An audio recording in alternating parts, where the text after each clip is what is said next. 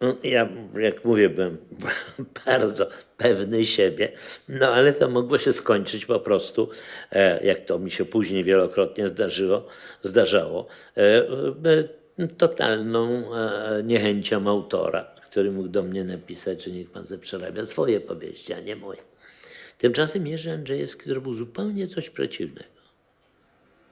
Wezwał mnie na rozmowę i w tej rozmowie jakby przeszedł na moją stronę.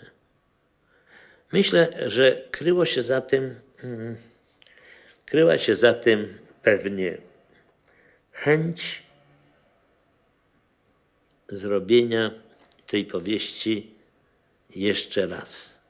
Myślę, że upłynęło dość czasu od momentu, kiedy Andrzejewski napisał tą książkę i myślę, że on sam się zastanawiał nad tym, czy by nie wybrać z tej książki jakiegoś innego tropu, który w nowej sytuacji, bo już po 1956 roku, mógł być, że tak powiem, ukazany na ekranie. I to zadecydował.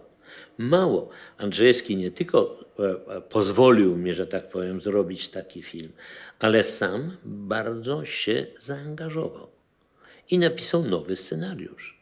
Brakowało przecież tam i scen, i najrozmaitszych sytuacji, które trzeba było dopisać. To nie był tylko wybór i sklejenie z tego, to trzeba było stworzyć nową całość. I Jerzy Andrzejewski pod jakby moją namową i trochę z moją pomocą napisał właśnie scenariusz taki, jaki ja sobie wyobrażam, że powinien być ten film. I muszę powiedzieć, że gdyby nie jego, nie tylko akceptacja, ale jego taki czynny udział w tym przedsięwzięciu, Popiół i Diament nie mógłby powstać. Jego otwartość, jego, że tak powiem, zaangażowanie w ten film, bo i przyjeżdżał i oglądał materiały, no i jego akceptacja dla Cybulskiego też była szalenie ważna.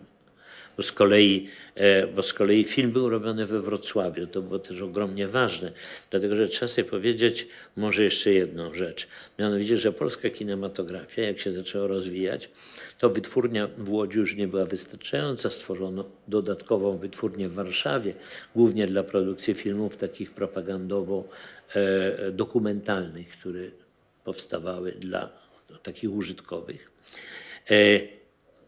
Taki był przynajmniej zamiar, a potem nagle się okazało, że to były najczarniejsze filmy, bo Hoffman i Skórzewski, którzy się uczyli w Moskwie, też swojego rodzaju